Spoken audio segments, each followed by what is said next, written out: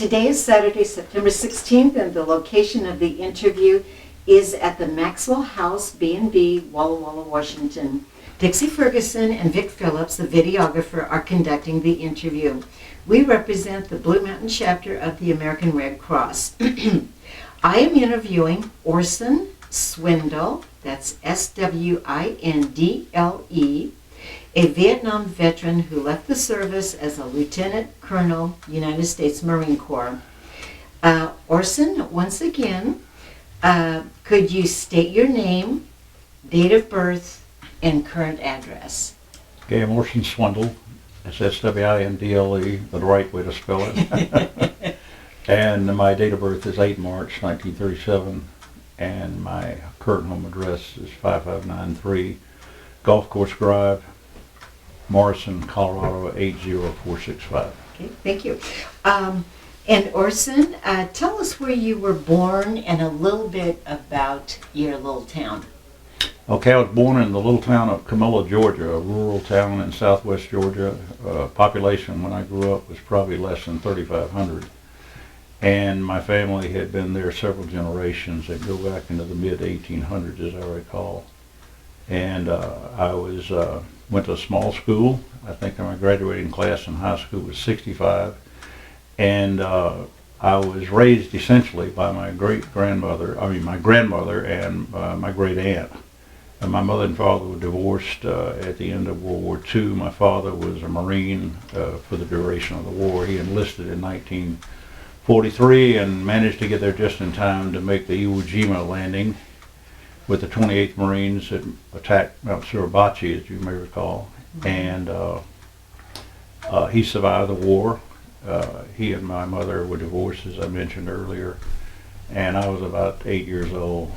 And my father went in one direction, my mother another, and I said, I'm not leaving Camilla, Georgia. I'm going to be raised by my grandmother and great aunt, and it was probably one of the best decisions I ever made. That's great. All right, so you went all through high school there, and what happened after high school? Well, I have to back up just a little bit. I love football, and I wanted to play football so badly. And back in those days, the early 50s, the football team of choice in the state of Georgia was Georgia Tech and Coach Bobby Dodd. And I wanted to go to Georgia Tech, and went off to Tech, and was a walk-on. Made the freshman team, only to just drop out because I had drawing laboratories at Georgia Tech. Every afternoon, 3 afternoons a week, so it just became impractical. Plus, I realized that I wasn't as good as I thought I was. So I dropped off of that. Had a glorious time at Georgia Tech. I was a member of the ATO fraternity and dear friends for life. And managed to take only one extra quarter to graduate from Georgia Tech, which was a major accomplishment for me. And if you'll just pronounce ATO, what that is? It's Alpha Tau Omega. Okay, very good. Greek letters. Right. All right, so you were right at the time of the Vietnam War. Actually, a little before the Vietnam War. I graduated in 1959, and the Vietnam War had been going on forever, since World War II, really.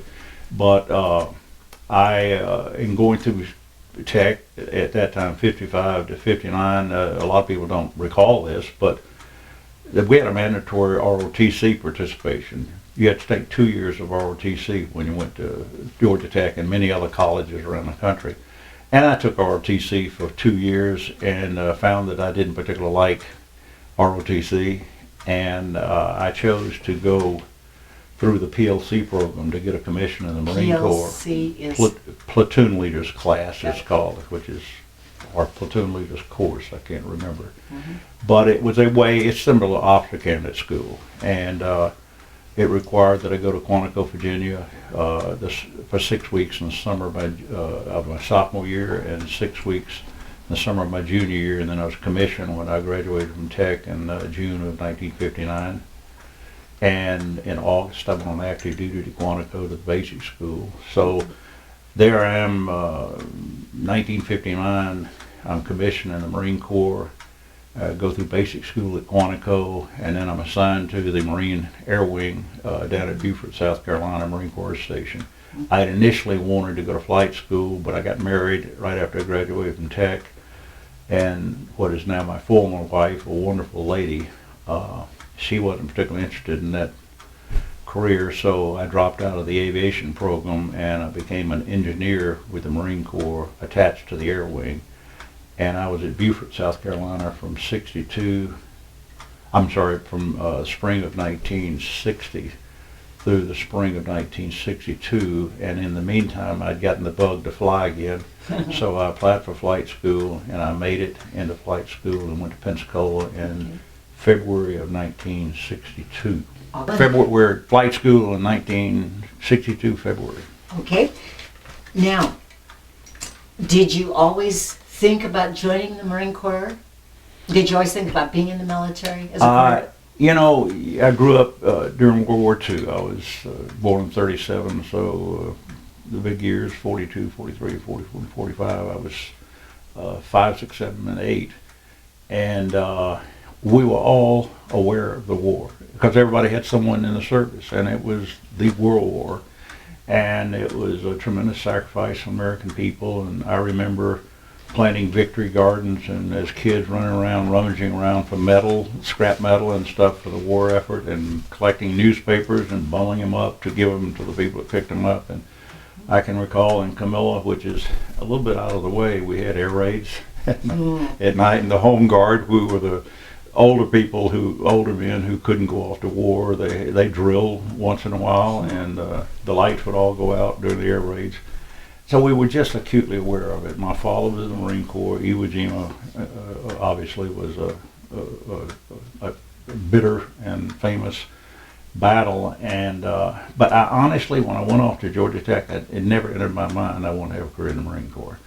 I had two fraternity brothers who were a couple of years older than me who were in the ROTC program, and they were going off to be Marines 2 years before I got out of Tech, and they sort of planted the seed in my mind, and I talked to them a lot about what their plans were and tell me about the Marine Corps, and that helped me make up my mind that I thought I might want to be a Marine officer, and I applied for the officer candidate program, or the PLC program, as I mentioned earlier, and 59 I went to basic school and my career started. I must confess that I had reservations about whether I could hold the marriage together, the family, and things of that nature. And flight school was difficult for me. I was older. I had a 2-year-old kid, and of course I had all the encumbrances of that, if that's the right word. I worried about them, and flying's a dangerous business, and I was not a naturally good pilot. I became better as time went by. And once I got into aviation and got comfortable flying, I said, I think I'll stay in the Marine Corps. You were smitten. This is fun. For a boy, this is wonderful fun. And somebody else pays for the gas. Nice, big, expensive toy. Right. By the way, what was it Quantico where you were? Was that your basic training, officer training was in Quantico? Yes, that's the, all Marine officers, I think virtually all now, go through the basic school. And some would call it a charm school. Teach us all of our nice ways.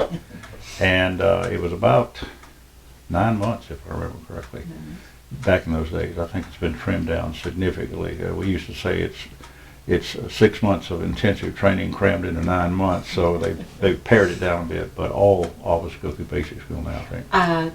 Can you just briefly describe your time in basic school? Was, for the most part, was a good learning experience? Or? Well, it was certainly a Marine Corps learning experience. The officer candidate program is where you learn a great deal about the history and the indoctrination process of the Marine Corps. And in the officer candidates course, a lot of stress is placed on physical stamina and your mental attitude of coping with real adversity and hardship of running forever and carrying big loads and doing all those things. Basic school was where you're exposed to virtually everything the Marine Corps does, everything from infantry tactics to air support to personnel management, logistics, the whole thing. You get it all there. And that makes you, when you go out into the active, into the operational for the Marine Corps, you've got a fairly decent background in what the Marine Corps is all about. Of course, Marines will tell you very quickly that we are all trained to be infantry officers. Infantry is everything in the Marine Corps, and rightfully so. It carries the load. We in the Air Wing provide the support to them, as does artillery and things of that nature. So it's a great concept, I think, and it prepared us for what was to come. We really had no idea what was to come, and that would be Vietnam in our experience. And in addition to all of that, you get exposed to graduates from Holy Cross and Dartmouth and Princeton and Yale and University of Georgia and Georgia Tech and California, and it just we're from everywhere. And that in itself was a tremendously rewarding experience. And those friendships of those days are still with me.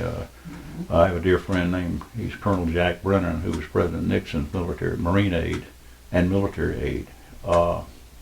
We've been friends since we were 19 years old. We see each other several times a year. We travel together, and so lifelong friendships. And I'm guessing you remember a few of those instructors' names too. I remember one gunnery sergeant in particular, Sergeant Labor, who by his just clearing his throat, he scared the hell out of all of us. I do remember quite a few of them. They were good people. They're a special group. So your graduation then from basic school, and then you go on into aviation. Right. I go down to Marine Corps Station Beaufort as an engineering officer.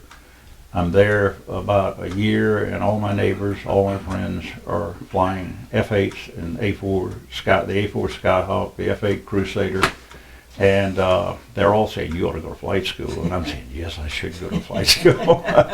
And I eventually get accepted, and unbeknownst to me, my dearest friend in the Marine Corps in those days was a Marine captain by the name of Jim Harrison, and Jim lived next door, and he gave my former wife the first set of wings he ever got to give to me when I made it through flight school. My making it through flight school was questionable at certain times, but those were the wings that were pinned on to me, and I have them today. Very special. Very special. Very symbolic.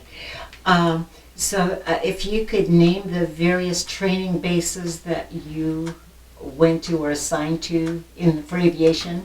Okay, well, at Beaufort, I had the great opportunity to go down to Puerto Rico to Roosevelt Roads, which was a naval air station. It was a naval air station and a naval port. In fact, they had a big, one of those big tanks they float the ships in. I can't think what they call them now, but it was built for World War II. It was fascinating to see what was prepared, because I think at one time there was some consideration that the government of England would have to come to the Caribbean to sit, because they were bombing them so badly. But I was at Roosevelt Roads. I attended a school at Fort Lee, Virginia in the fall of about 1961. It had to do with the logistics job and engineering job that I had. And then after leaving Beaufort to go to flight school, first you go to Pensacola back in those days. Then I went to up to Meridian, Mississippi for jets. And then I went to Kingsville, Texas for advanced jets.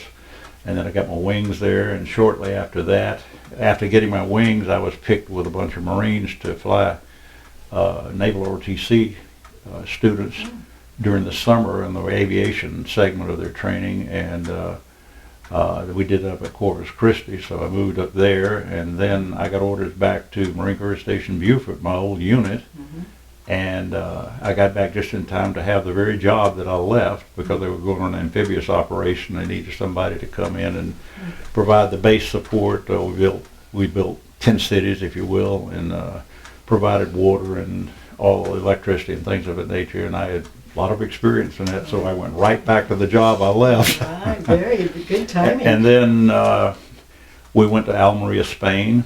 And built an expeditionary, as it was called in those days, SATS field. It's the metal planking that we land jets on, has a resting gear on it, and also has a catapult on it, which I don't think we use over there. But after Almeria, I came back to Beaufort, was then assigned to VMFAW 235, which was an F-8 squadron, F-8E squadron, the latest model of the F-8, to my great delight. And I began flying my first really operational jet. And what does an F-8 Crusader do? What's its purpose? It has a big motor and it goes very fast. And it does what? The F-8 was primarily an air-to-air combat aircraft, interceptor, if you will. The model that I flew had been, the wing had been redesigned, and it had 2 stations on it that held bomb racks to carry bombs. So now we in that squadron and our sister squadron started learning how to drop bombs. And we did a lot of training in ordnance delivery. And we were scheduled to go to Iwakuni, Japan. The Marine Corps has had a regular rotation to Iwakuni for air defense, part of the Japanese-American treaties, I guess, that we provide air defense. And a few months before, this is late 65, maybe the fall of 65, they're starting to hint to us that we're probably going to Vietnam. Were you hearing news about Vietnam? Oh yes, we were learning more and more about it, and the Marines went into Vietnam, if I remember correctly, in mass in the spring of '65. And I know there were helicopter units there about that early, and I think they had some A4s. We were in the process of building the Sats field. It was called temporary, but it lasted for a long time. Airfield made of metal planking, and we were eventually told we would be going there instead of to Japan. The squadron we were to leave in Japan was going down there in November. I think it spent about a month in country, and then we came in late January and started flight operations on the 1st of February of 1966. February 1st, 1966, in Vietnam. In Vietnam. Was that Da Nang area? Da Nang, yes. Okay.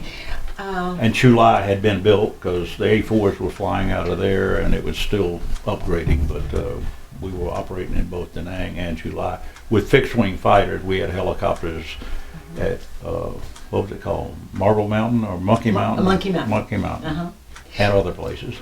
So, Orson, what were your thoughts? Did you feel as prepared as you could be to be assigned to Vietnam? You still had your family back home? Had my family back. My wife and 4-year-old son went back to our hometown. My wife and I had grown up together, and got them settled just before I went to Da Nang. We all went on for Christmas there in C-5, and then we all assembled out of El Toro. We sat and waited on an Air Force KC-135, which was a C-135, I guess it would be called, which was the current day, in those days, the 707, I believe, that the airlines were flying, except the Air Force version didn't have. Yeah, you were commenting about your wife going back home? Right. Well, I left my wife at home. Her mother was there, and one of her brothers lived nearby, and we grew up there and had lots of friends there, so that was a convenient way to set them up while I was in Vietnam. And we were transported out to Da Nang via Air Force C-135s, which was the equivalent of a commercial 707, as I recall. And the one thing I recall about the flight, that it was very long, and had no windows in the airplane, and they fed us about every 6 hours. And I think they fed us steak every 6 hours to keep us content. The lions are getting restless, so throw some red meat to them. But the squadron en masse assembled, and we got on the planes there at El Toro, and we flew El Toro, California, and we first flew to Hickam Air Base in Hawaii. We spent the night, as I recall. And in fact, the buildings we stayed in are still there, standing, but not in use. They're in pretty ragged shape. And it was sort of walk through memory lane many years later when I would go back and see them. And then we flew to, I think it was Midway Island, where we refueled, and then we flew from there to Guam, if I remember correctly. And then from Guam to Da Nang, and I remember getting off the plane in Da Nang. It's the busiest place I ever saw in my life. There were airplanes taxiing in all directions. It was hot as blue blazes, and noise and noise and noise. It was a rush, to say the least. I felt comfortable being there. I thought we had gone through a very good training cycle. We had spent a lot of hours on target. learning bombing techniques with an airplane that was not designed to be a bomber. And in fact, the gun sight that we have on the plane was for air combat, and the ground to air, air to ground gun sight very different. But we just had to modify how we used it, and back to that old concept of put a grease pencil mark over my windscreen and use that. It was not quite that bad, but we felt prepared. We had a good bunch of pilots, and we started flying immediately. Our commanding officer was Lieutenant Colonel George A. Gibson, and a marvelous man. I had known him before I went to flight school. One of my neighbors before I went to flight school was a Great Santini. Colonel Don Conroy, who was a dear friend, and so he was ready as anybody who'd never been to war could be. Were you all a little bit tenuous? Oh yeah, I remember I was not on the first flight that went out. I think I was on the second one. We had our flight leaders and the skipper, 4 planes, were briefed for their first mission. Which was? It was going to be. What was the mission? It was to bomb, supposedly, the river crossing at Chapone.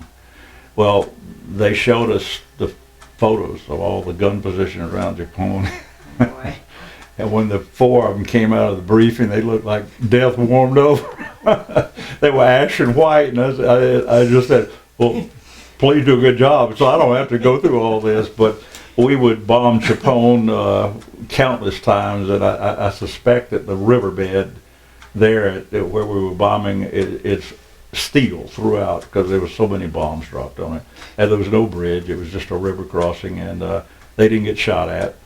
And that relieved us a lot. And then we began flying hot and heavy. In fact, the squadron, I can't state what the records wound up being, but we were setting records every month with the number of missions we flew. Like per day, average? On a month, we must have, I think we flew over 900 missions in 1 month, which is 30 a day, and we had 12 to 15 airplanes, usually, and a few of them would be down for maintenance and things of that nature. And you personally, how many flights a day, missions a day, would you say? I think I flew 4 one day.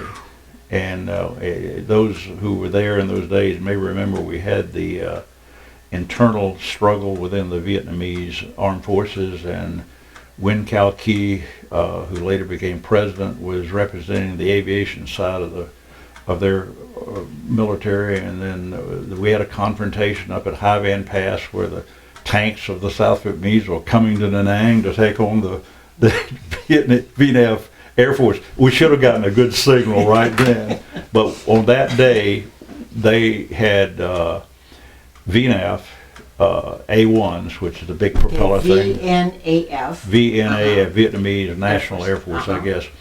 And they were stationed there at Da Nang, and we've got their infantry and tanks coming down from the north and Hải Vân Pass, and I'm sorry, Orson, just for the record, when he indexes, what's the Hải pass? Vân, Hivan, I believe. Okay, I think that's the spelling of it. Sorry. But you have the Air Force and their military are squaring off, and we're sitting there with all of the assets we have, so they launched us, since we were a fighter squadron and had guns. The Air Force at that time didn't have guns.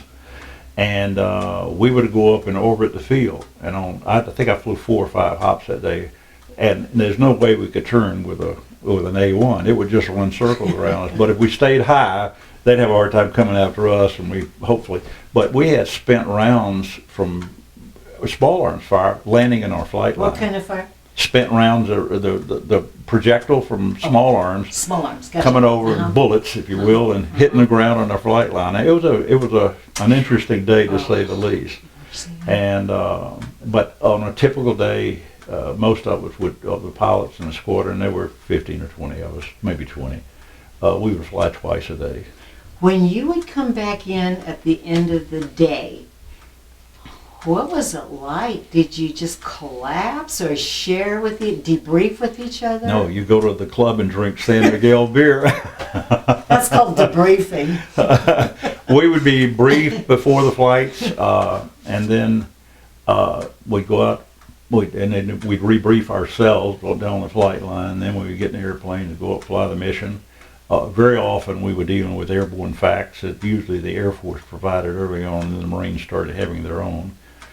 And our flights were up into the northern tier of I Corps, I believe it was called, that northern province. Inside North Vietnam? Inside South Vietnam. Oh, South, okay. And then we'd go right up to the DMC, and we, as I said, we would often have, more often than not, have airborne facts who could mark targets. They were in the slower L-19 aircraft, or bird dogs as we call them. And then we started flying interdiction missions over North Vietnam and what was referred to as Route Pack 1. Route Pack 1. ROUTE. PAC, PACK 1, and that's north of the DMZ for, I don't know, 100 miles. I've forgotten what the distances were. And I think, we also flew over in Laos, a lot of missions in Laos. Of course, we weren't supposed to tell anybody we were flying over Laos, which was a big joke because there was an awful lot of bombs being dropped over there and anybody could figure it out. But was that over? Did you fly over the Ho Chi Minh Trail? Oh yeah, I had a lot of missions on the Ho Chi Minh Trail. In fact, I flew one mission in over Laos, and we went all the way up to the China border. And when I landed, I think I had 400 pounds of fuel left, which is not very much. It was a long day. But I think it was almost 3 hours, which is really stretching what this airplane could do. What kind of bombs are there? How many bombs and how heavy were they?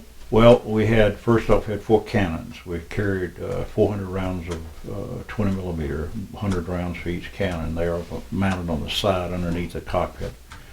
And then we had 2 wing stations, and we had 2 missile racks that sat on the side of the airplane, on the shoulders, so to speak.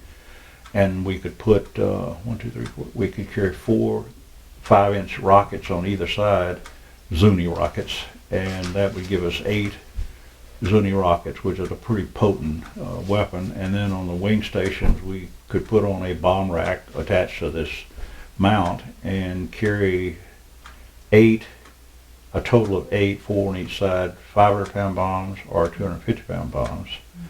Or we could carry a single 1,000-pound bomb on each side, or a single 2,000-pound bomb on each side. Plus, we could attach, not at the same time, if we weren't carrying bombs, we could put big rocket pods. We could carry rocket pods that shot maybe, I seem to recall the smallest one was 2.5-inch rockets, and I think we had even a larger one than that, but I'm not sure about You were that. armed to the teeth. We had a lot of bullets. Unfortunately, we couldn't stay on station very long, so you better be ready when we get there. Got it. Well, yeah. And we're going to get to that very shortly. Could you actually see the Viet Cong down there? On some occasions. Could you see convoys? I never saw a convoy. That was primarily in the jungle of Laos, and I flew a lot of missions, and others in the squadron did too, at night over the Ho Chi Minh Trail or Laos. And we were assisted enormously by the Air Force, first C-47s, and I'm trying to think what they call them. They had a call sign that was sort of interesting. And the C-47s, they were kicking flares out for us, and it'd light up the ground, and not well. That's what I'm getting to. That was a struggle because it was difficult to see what we were trying to hit. Was it just creepy? The first time or two, it's more than creepy. It was scary. Yeah. But the Air Force brings in the C-130s, which are a Marine Corps airplane that they took inside the bomb. Clarify that for the camera. Right. And the C-130s could kick out daylight. It was just amazing, the difference, the light up the world. And when we got that kind of illumination with some guidance from the facts in the crew where they knew where these targets were, we could start to identify the targets. And, we would occasionally see some evidence of trucks, but I can't say I ever saw a convoy because I didn't. Now, Orson, that day came for you, but were there others getting shot down? Your buddies before? We got there and started flying the 1st and 2nd of February, and one of my dearest friends, Lieutenant John B. Sherman, who was in flight school with me and on the orders to Beaufort with me and the orders from the group over to the squadron with me, and a great pilot, a bachelor. Everybody loved John Sherman. The first name my 3-year-old son ever uttered was John Sherman. Love And it. that's because John Sherman had a motorcycle, and he'd come out, and Kevin was so excited to see that motorcycle. And he said, John Sherman. But John was killed. He apparently was hit, or he didn't pull out fast enough down around outside of Chula, if I remember correctly, in March. That's just a month after we got there, maybe late March. That had to affect you, Orson. It does. You know, but I think there's an aspect to this kind of training. I think you're trained to stay focused on what you're doing. And naval aviation is great. Landing on a carrier is rote, doing the same thing over and over and over. It's just automatic. You do it intuitively or instinctively. And I think flying missions, similarly, when we start briefing, your focus just narrows in on that function, and you got to go up here, and you got to all know what you're doing.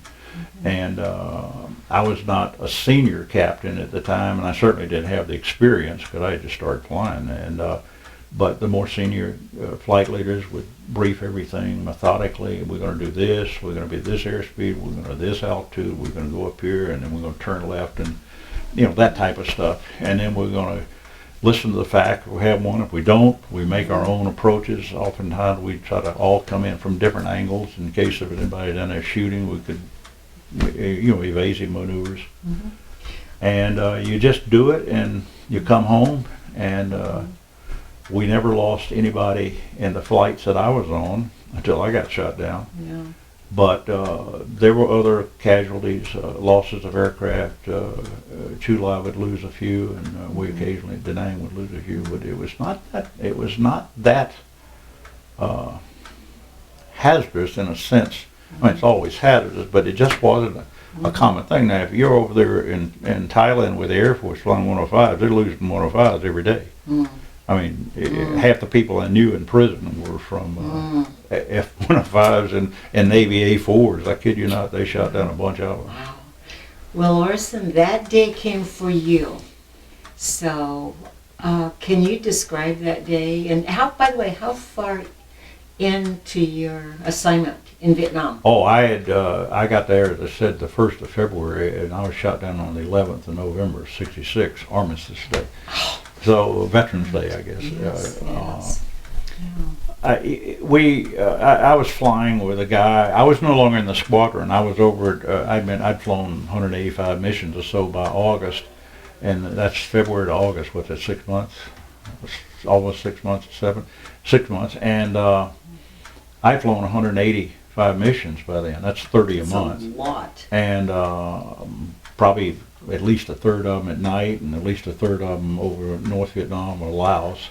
And I was really experienced. And when I went over to the wing, I was working for my former squadron commander, George Gibson. He had been relieved of command and replaced, and not relieved, that's the wrong word, but replaced. His tour was over. And he was the operations officer for the wing, the G3. And then next door to him in his office was the Great Santini G4. So we rendezvous again and have a great time. I want to meet him. He unfortunately he's passed away, but he was a character and a half. Everybody, you either loved him or you hated him. He loved me, and he was a great man. But we had a guy in the squadron when we went over there that didn't perform all that well. And he sort of worked his bolt, so to speak, to get out of the squadron after we got there. And then just before the squadron was to leave country, he managed to get back in to go to Japan.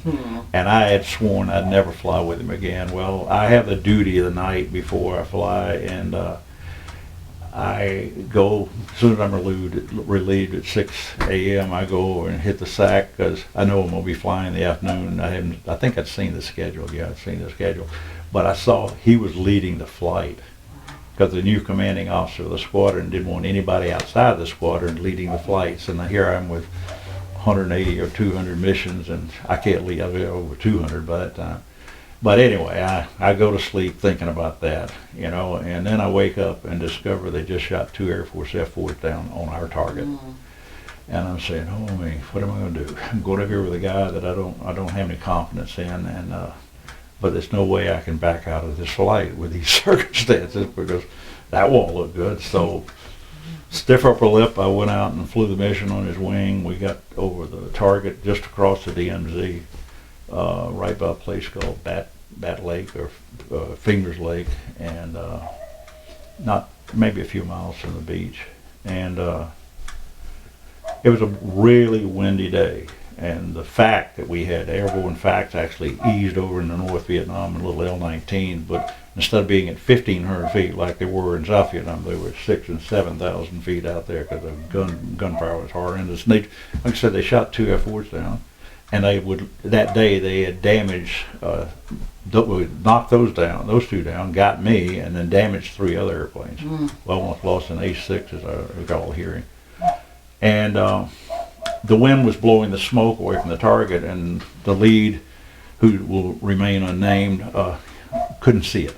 But I'm following him around in formation because that's my job, and he's going to set us up for our bomb runs. And finally, I see this damn target, and I say, I've got the target. I'm rolling in because I'm getting tired. It's not good to hang around up there. And I rolled in, but when I did, I realized he had lowered us in altitude so low that there was no way I could drop these 2,000. I was carrying 2,000-pound bombs, 2 of them.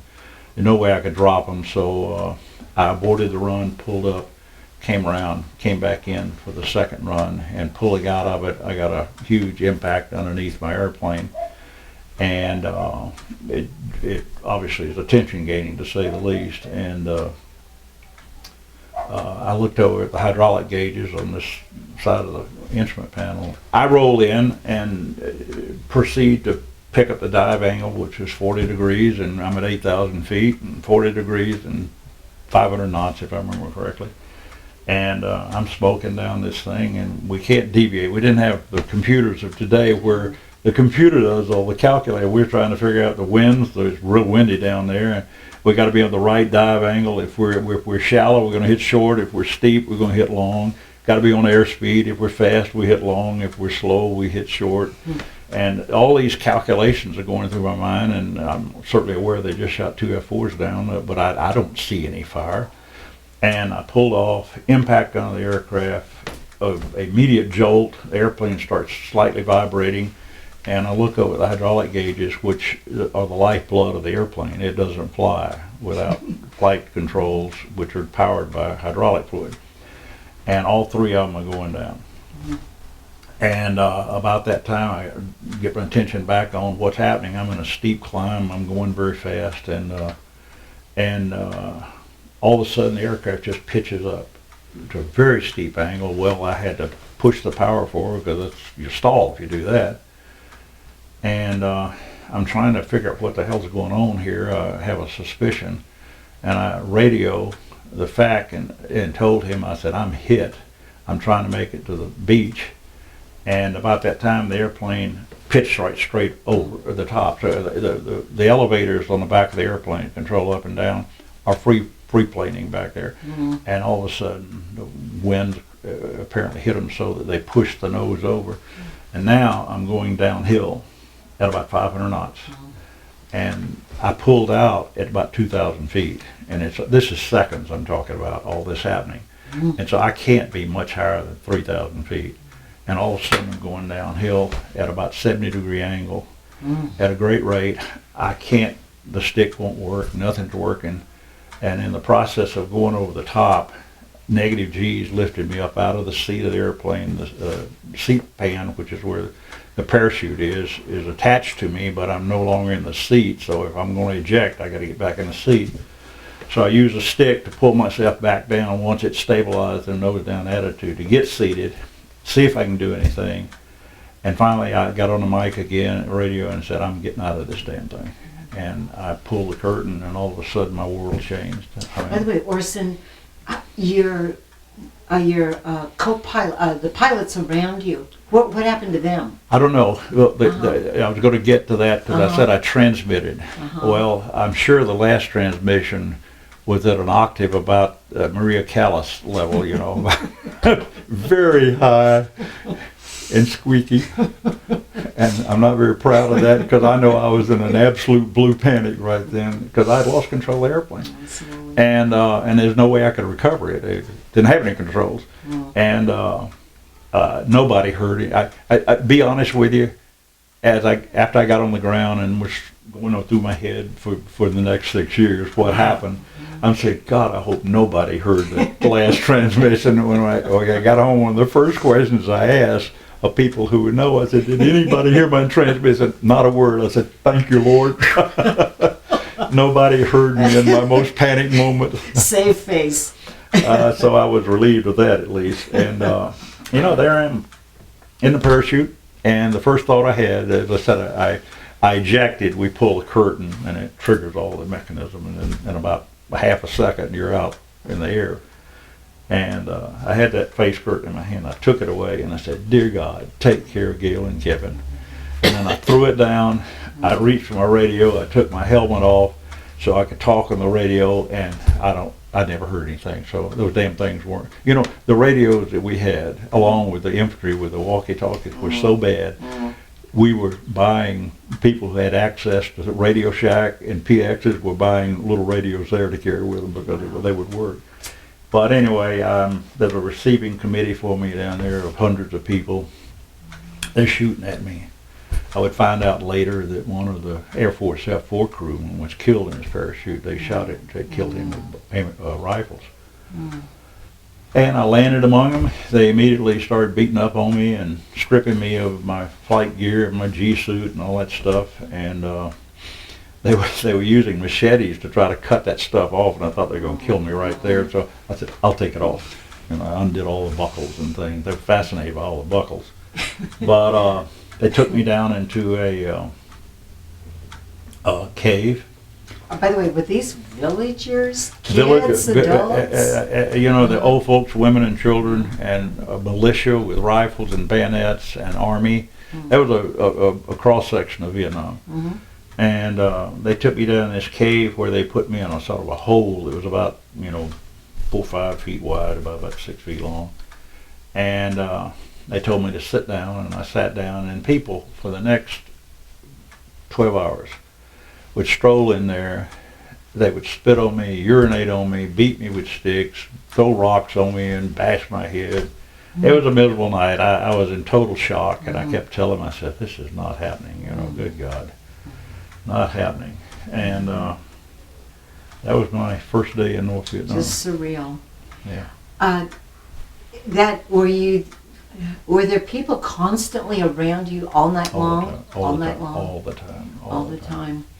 And did they waited for day to make their next move then? Yeah, they waited. The next morning I was taken out, and I remember I was just dying of thirst, and I think it's a part of shock to a certain extent. And I had been banged up a little, my knees were busted up a little bit, but by and large I was okay. It's pretty amazing. And they took me out, and I absolutely could not speak. I was dehydrated. And they finally brought some water to me, and so I said, oh, this will be great. It was scalding hot water, which I couldn't drink, so I set it to the side. And then they started interrogating me. I'm standing in front of 3 Vietnamese officers. They're seated at the table, and I found out later they were officers by the insignias they had on their collars. And they're asking me questions about what's my name. My name is on a strip of canvas up here on my chest. What squadron? That's up there too. So they actually asked the squadron? Pardon me? They asked the squadron? Oh yeah, they wouldn't know what squadron, and I had a knee board which came out of the airplane with me, which is sort of designed to do, which had my tables for gun sights and stuff like that, and had briefing paper on it and short things. So they knew a lot of information about what I was doing. And that didn't bother me, and I was saying, I'm not going to answer that. Well, they had it, because they're sitting right there on the desk with them. I said, if it's probably in there, you can look there. I don't remember. And then they started asking me about who's in my squadron. And I said, I'm not going to answer any more questions. And they kept pestering me, slapping me around a little bit. And finally they knew pretty good English. Oh yeah, these guys could speak English. The officers could. One of them could at least. But they started kicking me around a little bit, and then they said, "Well, you obviously are not going to cooperate, so we're going to show you the punishment that you're going to receive for the rest of the time in North Vietnam." And they had 3 guards lay down their rifles over here, and 3 lay down their rifles over here. They took parachute riser cord, put it above my elbows, cinched it down tourniquet tight to the point where there was no circulation in my arms and in my lower extremity hands. And they had this long parachute riser cord over here with these 3, and then they did the same thing over here. Then those 2 guys exchanged the cords where this arm was being pulled by that group and this arm was being pulled by this group. They pulled my arms until my elbows were together, back of my back, and they dislocated my shoulders. My arms were like this together and up my back, and they started wrapping the cord around my entire torso to lock it in like that. And then they put parachute riser cord on my thumbs, which were up here, and then lifted me up off the ground on a rafter, pulled it up like they were hanging me, except it was by my thumbs. And then they just beat the living hell out of me. And was this like in a village? It was in a little hut. It was outside of a little village, if I remember correctly. And it had gotten rainy that evening, and I think the shock. I'm freezing. I'm just freezing. I'm in fear, and I'm shaking, but I'm hurting now, and I don't know how to. There's no way I can solve this problem. I've got to get out of this because I'm going mad. And how about the water at this point? Did you finally get some water? I forgot about the water. Yeah. Yeah. I later got some water, as I recall. But I told them I'd talk to them. And they started again. Who's your squadron commander? And I did some really quick thinking. And I remember my high school football team. We had a great one. We were undefeated. And we had a great coach and assistant coach. And I said, okay, guys, you're going to help me now. And the squadron commander, but my former head football coach became the squadron commander. The XO was his assistant coach, and then all the pilots were the guy on first team. When I got home, they had 7 years later or 6 years later, they had a big day in Camilla, Georgia for me. Camilla's a small town, everybody knew me. And it was a high school auditorium, and I'm talking, and I'm telling this story, and I looked down there, and about half a dozen of those guys, I said, don't you ever go to North Vietnam, because they're damn well looking for you.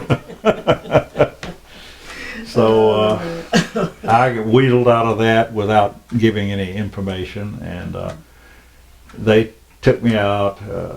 This was sort of typical. They rewarded me with food since I talked. I mean, they want to give you that impression that it's, you do for us, we do for you, and they just put this garbage. I had read so much about communist ideology and tactics. I mean, when I came home, I read Solzhenitsyn's book, Gulag Archipelago, and I swear to God, some of the rhetoric was verbatim out of that. They just changed the nouns. It wasn't the motherland, it was Vietnam, and it was almost comical if it didn't hurt so much. And they put me back in a cell where I stayed for several days, and from noises I could hear, they perhaps had 2 or 3 other people there, but I couldn't talk to them. There's no way I'd get in touch with them. And then they started, I think that was the last session of interrogation there, and then we started walking. They got me out, and I'm walking up a road. Now this is like the first day. A day or 2 later. Yeah. And I look up ahead of me, and lo and behold, there are 3 Americans. And it was the remaining 3 of the 4 crewmen from the F4s.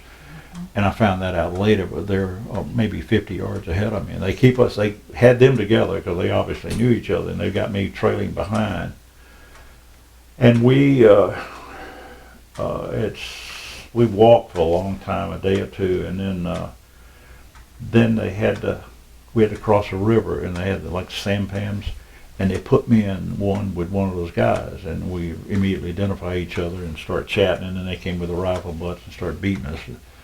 And then we got out of that, and then we got on a truck, and then we were starting to be close enough to talk, but they always had guards sitting between us. It was just difficult to communicate. Anytime you communicate, they'd bash your head with a gun butt.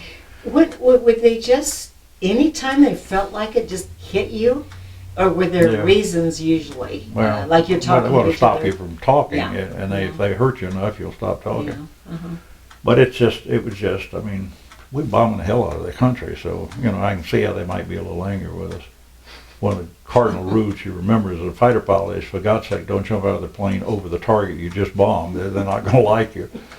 And it took us from, en route, we stopped several times, and I went through various episodes of torture like I'd been through before, to the point where they were wearing us all down. And we weren't getting much to eat. There were flies on everything. Pretty soon diarrhea and dysentery or malnutrition sets in. What were they feeding you generally? Rice. Rice. Occasionally they would sprinkle some ground up peanuts on it. And It was a little nourishment. that's about it. Yeah.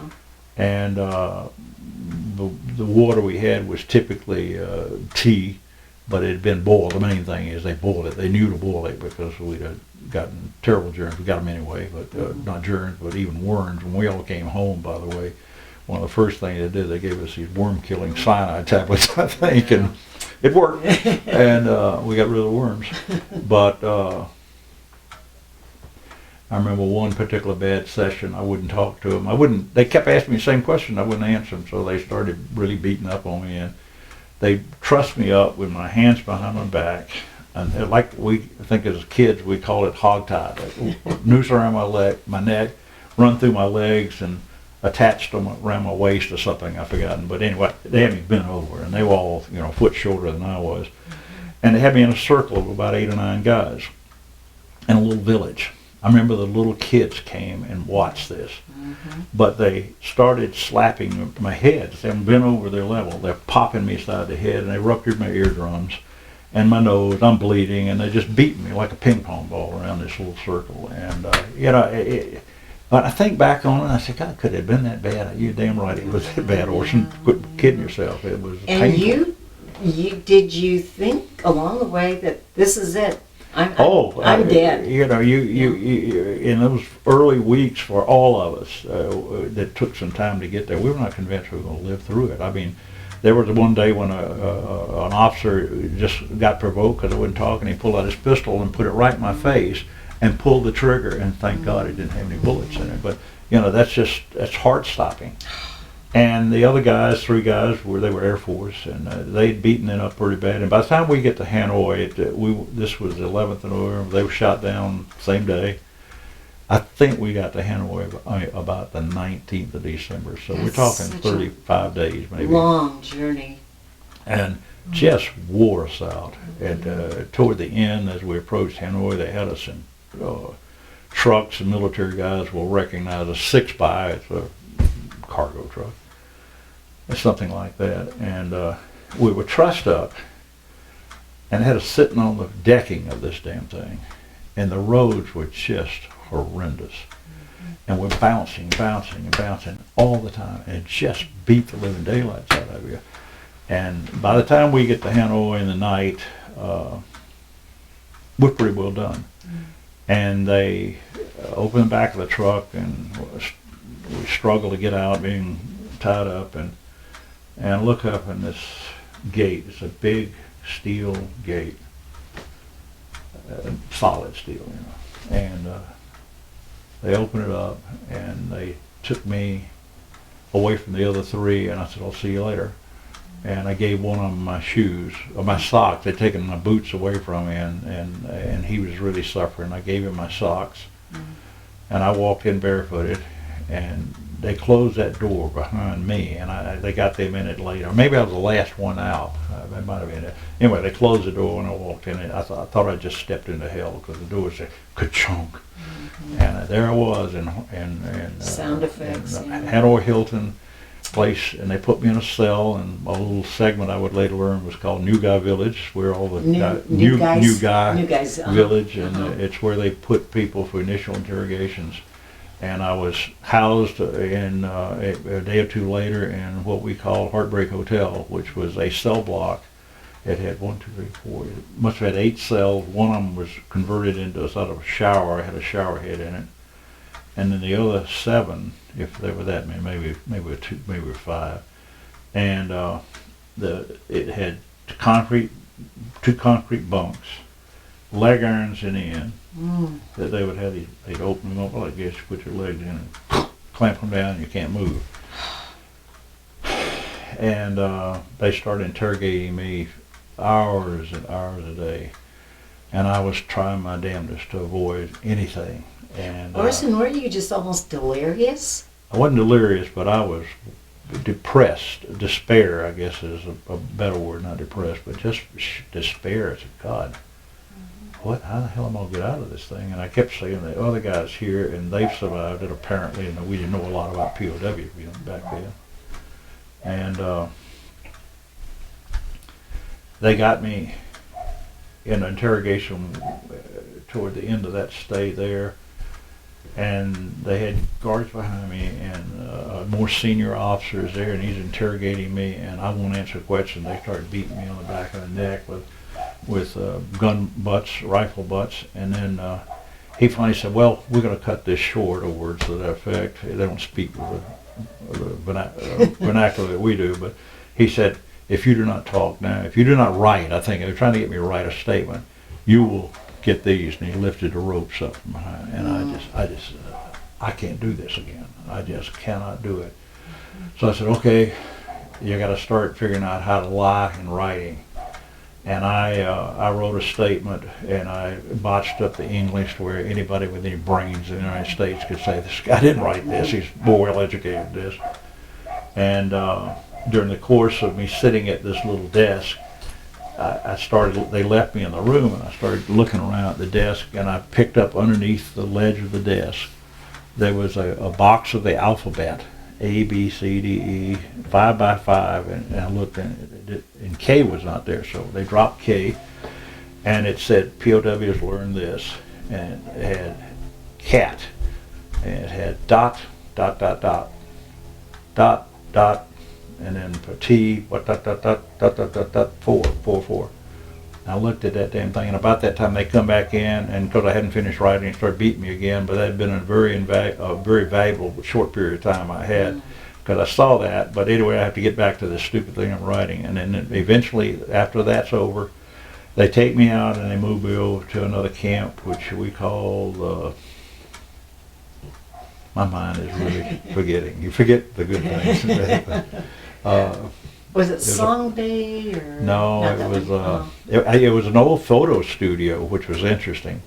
They had made, it was a film studio, and I can't think of the name of it. I can't believe that. But anyway, I was put in a cell by myself, and I would stay that way until I was briefly moved in for about 2 days with one guy. He was a Navy ensign, George Coker, who would later escape from an outlying camp. Coker, C-O-K-E-R? C-O-K-E-R, and great guy. He lives in the Norfolk area, and he was captured very quickly. But they put me in there with him, and I have no idea why, other than maybe just to let him scare me about what they can do to you. And we tapped through the wall to a guy that's next to him named Earl Cobiel, and it's C-O-B-I-E-L. I believe that's right. And I never met Earl. I was learning a tap from George. That a couple of days we were together. I mean, it was intense. He'd been shot down about a year before me. Oh, he had been there a year? Oh, yeah. See, I was there 6 years and 4 months. Everett Alvarez was there almost 9 years. And most of the guys before me had been shot down. They were there over 7 years. So I was one of the new guys, if you will, and that would change. But anyway, I tapped through to Earl Cobiel very briefly, and Earl would die in prison. He from people who, I never saw him, but people who saw him said it looked as though he was in a catatonic state. He would just defy them, and they'd beat him with rifle cleaning rods, and he wouldn't even flinch, and they just killed him. Orson, a question about all that. Would you explain the refusal, I think I know the answer, the refusal to comply? Would you define that? Well, after Korea, there was a lot of scandal, if you will, that's probably not the right word, concern by the leadership of our government and our military that the POWs in Korea, we had 22 that opted to stay after the peace accords there at the 38 parallel or whatever, and people, why would Americans want to stay? And the propaganda was the issue, and they were also very uneducated. Not, that's a terrible way to say that. They were not sophisticated. Let me say it that way. They were kids, 18-year-old kids off of farms and rural areas, like my hometown, you know, and they didn't have the benefit of going to college, but they were drafted into Korea, and they get there, and it's not just the shooting. It's once they were captured, a whole new concept started to play. The Soviets, if you read Solzhenitsyn, they mastered deprivation and just making you miserable, and you didn't have to really torture anybody if you were tough enough on them and deprived them of things, kept them cold in the winter, and didn't feed them enough, and the propaganda just pounded on them. Well, these 22, I think most of them eventually came home, if I remember correctly, but they collaborated. And boy, we really didn't like that. So the code of conduct was written, and the code of conduct worked. I can believe I can say that with full confidence that most of the guys would agree with me on that, except for one or two things. And the main one was, you will not give them information. Is that unique to Americans? The Brits have something very similar to it. In fact, years later, I would do a lecture series with the Brits, them talking to their troops about, I can't think of the name of the committee, it's referred to by a committee, and I was giving the American version of it, and I was the only one, had been a POW, so I was relating what I encountered, sort of like I'm doing here. And so other countries have it, but I know the Brits do, but I don't know of any other country, but perhaps they do. But basically it said, you will not cooperate with the enemy, and you will not give them anything, name, rank, and serial number. Well, every damn one of us went beyond name, rank, and serial number because it hurt. I mean, they would take you to the point, in my case, I said, why don't you just kill me? That's too easy. We want to make you suffer. And one thing I failed to mention, but once I got to Hanoi and you start going through this routine of interrogations and beatings and so forth, you realize that they have no intentions of killing you. They see you as ransom. There will come a day when the United States will pay dearly to get us out. And a part of making that even more important, they didn't let many people write. They treated us pretty badly. They extracted as much propaganda as they could, and told us we were never going home. And of course, all of us were pretty damn confident. You know, they should have killed us a long time ago if we were never going home. Why would they put it? So that's a good point. So we felt like we were basically ransom. So that kept your hope up. Well, you know, I mean, you got to have something to look forward to because it looked grim. I mean, you know, when you've been there year after year after year, but and you were talking with your cellmates. Well, I learned about that, and then I am moved into a newly open camp back in Hoa Lo. I'm still struggling with the name of that other camp here. I can't believe that. But anyway, I'm taken back to the master camp at Hoa Lo and put in this new extension. It's a freshly painted, new cells, obviously patched up and painted, and new board bunks like I described with the leg iron thing in the end of it, not shackles, but leg irons. And I'm put in there by myself. And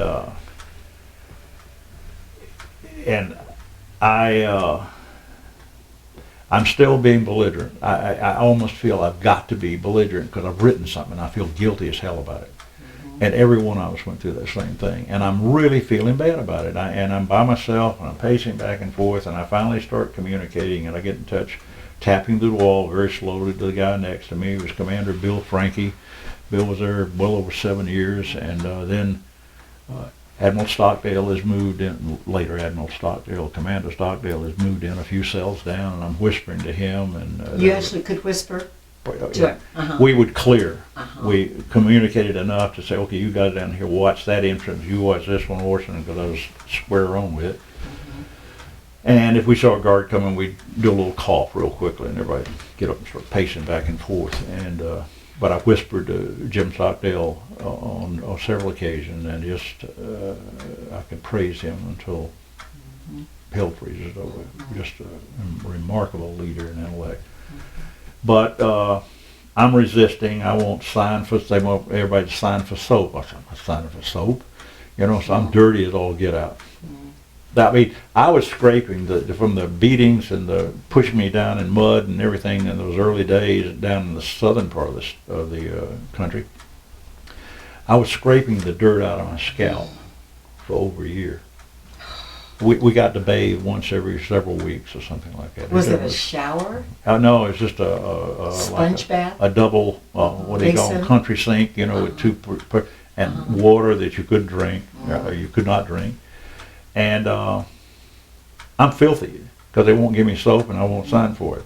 So one night they come and get me and they take me and they move me in with three wonderful human beings. Ron Storrs, all Air Force captains. Ron Storrs, who was about the third or fourth guy captured. S-T-O-R-Z. S-T-O-R-Z, German. And Wes Sharman, who grew up over here at Joseph, Washington. He was an F-105 pilot. Ron had been an L-19 pilot. They got shot down over the DMZ. His controls were disabled on the plane, and he drifted over into North Vietnam, and they captured him. That's S-H-A-R-M-A-N? Sharman is S-C-H-I-E-R-M-A-N. Oh, okay. And his widow lives over in Everett, and dear friends of mine. And then the third guy was George McKnight, who grew up in Oregon. And George was flying A-1s and got shot down. And I walk in there, and I knew from my communications that they were real movers and shakers and movers. They were resistors, perfect, and they communicated. And I really had developed a respect for them. And I walked in that cell. I said, I'm Orson Swindle, I'm a Marine. I don't want to apologize to you guys because I've let you down.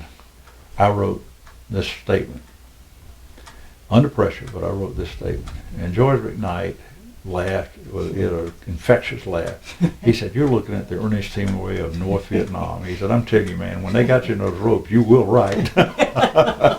And that humor made me smile to the point that tears came in my eyes. It was good to be appreciated, I guess is the way to say it. Comforting. And we became fast friends, and we also became the focal, Wes and Ron were always the focal point of the communication network. They were just obsessed with communicating. And so we wound up, the four of us, and they caught some people communicating, and they started torturing people, and our names came up as being the relay point. Well, they came in one night, and a mob of guards and a couple of the officers, and we were bombing the living hell out of them during the day. And they came in, and the officer, who we always suspected of being on drugs, but he looked like he was drugged out because his eyes were glazing. They were just enraged. And they made us all get up on our bunks. They clamped those leg irons down, tied our hands or cuffed our hands behind us, and then started just beating the hell out of us with these rubber, it literally automobile tire. They cut them in the shape of flip-flops, you know, just beating the devil out of us. And a couple of us started shouting torture so the others would know what's going on. And to solve that problem, they took these little dish towels, which are about twice the size of a washcloth, and with knives stuffed them down our throat. And boy, that's something else to look up and you see this knife going down. And the beatings continued. They eventually split us up and put us outside in what were basically bath stalls, where we got to use them about once every 3 weeks. And still cuffed up, put my legs in big leg iron, did us all this way. And I'm crumped up over in the corner. I'm in shorts. It's in July, if I remember correctly. It's hot as 40 hills. And we stay out there for 3-4 days. And they put tourniquets on my arms, and I lose the feeling in my arms completely. And I can't move because of leg irons. I urinate on myself. At night, as soon as the sun goes down, the mosquitoes would come out and just swarm all over you. They're in your nose, they're in your eyes, they're in your ears. And it goes on, and every time a fighter would come over having bombed, they'd come in and kick the living daylights out of you. As I told somebody, I think yesterday in that talk, I've been kicked in the groin by more communists than you will probably ever meet in your life. Yeah. And they just come and just brutally beat up on us. But Orson, when you get infections, they would cut your skin? I don't recall, in my case, Ron Storrs had infections. He had a scar like a bracelet around his forearm because of handcuffs. They were not handcuffs, they were manacles. The difference is manacles are a permanent thing, inflexible thing, and they screw the manacles down, and by the time the tourniquet effect, swelling, it scarred him where the things were, and he had this bracelet around, and of course he was almost proud of it, said, look what they gave me, and he, of course... Badge of honor. Yeah. And it's this episode that Ron, after a few days, they came in and took me out of the leg irons, walked me out into the courtyard, undid the tourniquets, and when they did, the blood flow was such I don't know how to describe it other than shocking. The pain from the blood flow, which seems bizarre to me, but it was so sharp, everything went white, and I started staggering. I was passing out. And they took me into an interrogation room and started interrogating me about who was communicating, how will we do it, and I wasn't answering anything, and those other three guys were tougher than I am, a hell of a lot tougher than I am. And they took me and sat me down on the floor, crossed my legs, like yoga style, and then they got 3 or 4 guys behind me, and they pushed me over until my face was on the concrete floor. I'm bent up double. They then truss up my arms, again in the tourniquets, up behind my back. And then they hold me down and then wrap me up so I can't straighten up. So I'm about this high on the floor. And then they pick me up and put me on the edge like a tire and roll me out into the courtyard and around and played games with me. And I'm just going. It's maddening. It's just, the pain is something, I don't like pain, and I've experienced a lot, but anyway, it's beyond inhuman. Yeah, I can't even comprehend it anymore. I can't comprehend you sharing this. Yeah. But how did I get out of that mess? I guess I wrote something. We all wrote something, and then they took Wes and me, the guy from over here, and Joseph, my best friend, and they took us out to a strip of little. It got the impression it was like a little apartments. And back out was a little kitchen area where open fires were used, charcoal for cooking. And they put me in one, Wes is in another one. We got handcuffs behind our back, which we stayed in for about 3 months. And lo and behold, they come and get us one day, and we're going to go get some water on a chogy pole, and we can't talk, but we've been tapping to the walls each other, tapping, handcuffs behind your back, tapping on the wall that way. Anyway, and you're trying to put up a mosquito net, which was our responsibility with your hands cuffed behind you. Just a wee bit difficult. But anyway, they said, you're going to go and get some water over this power plant. And we said, power plant? Oh my God, that's a big target. It became famous with us there. And so we go walking around the block, and of course our eyes, we're scanning everything we see, and we got this big, like one of the big coolers that they pull in the football coaches, at the end of the game, the Gatorade. And got this long chogy pole, and we're walking along. You can't talk. If we ever said anything, they beat us. So we have our hands on the pole, and it's on your shoulder, and I can very subtly put pressure on it, use the tap code, and we're communicating back and forth as we walk along. But we're looking, there's the Domer Bridge, I believe it's called, major bridge in Hanoi, and we walk around the block, and we come up on this power plant, and we go in there, and it's electric power plant, coal fuel, if I remember correctly. I think it's coal fuel. And we go in there, and they fill up this thing with water, and they take it over to one of the boilers where they have lots of steam, and they just inject the steam into the water, and that purifies the water for us to drink. So then we take it back, but we've checked out the whole area. And then shortly after that started, we sort of figured out where we were. And George McKnight, who I mentioned, and George Coker. George had been moved out there. We didn't know everybody was out there. But George McKnight and George Coker were next to each other, and they got out of the handcuffs and escaped one night and got in the Red River, I guess what that main river was, Red River, and they got away for about 18 hours floating downstream thinking they could float 100 miles to the coast and somebody would pick them up. And they got captured and brought But back. even the strength to do that. Oh yeah, it was unreal. Those are two very brave men. But we lived out there for a number of months. We call that place the power plant because it was by the power plant. Well, we noticed one day that they put barrels, 55-gallon drums, all along the street out there. Look, we're peeking through cracks in the windows, cracks in the blinds that our boards are open, and we noticed they put these barrels out there. What the hell is that? And I had remembered before we came over, we were learning about the snake eye. There was the walleye, which was a TV camera in a guided bomb, and the red eye, which was the little anti-aircraft thing that troops could shoot, which is a scary thing if you're a fighter pilot. They got those. But anyway, I got to thinking, I said, and we were all living in cells by ourselves, but we were tapping. I said, Wes, I remember being briefed on something called the walleye. And what it was it had A4s had a little screen installed on their instrument panel. When they dropped this bomb, it had a camera. And they also, it had a flare on the back of it so you could see it going down. And the pilot some way could control the elevators and sort of guide it in, and they were quite accurate. In fact, they put one right through the windows above where we went to get that hot water. Mm-hmm. And I said, what would those barrels be? They'd be smoke, because smoke will blur the definitions that the thing tries to lock in on that you can identify. That's exactly what they were. Hmm. And when the air raid sounded, they popped those things open, and it was a chemical thing, and smoke would come up, sort of like DDT when we were kids, they'd spray it.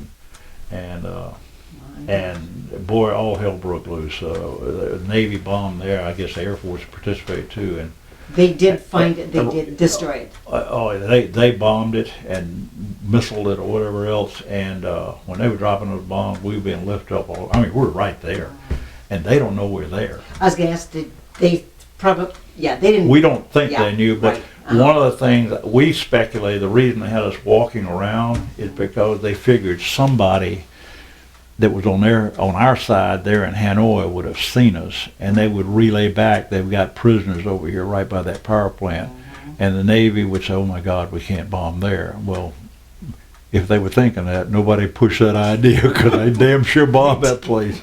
And it was the ceilings were coming in on it. They didn't hit us, but they 100 yards away, big bombs. Orson, did you get to meet these folks later on that did that damage? McCain got shot down coming to bomb that place. Oh. But I know a number of people who actually flew fighter cover for the A4s coming in, or were in the A4s on the power plant. It was a famous attack in there, 67, I believe, yeah. Now you're, how far into your time there? I'm about a year. About a year now. A lot has happened in a year. Mm.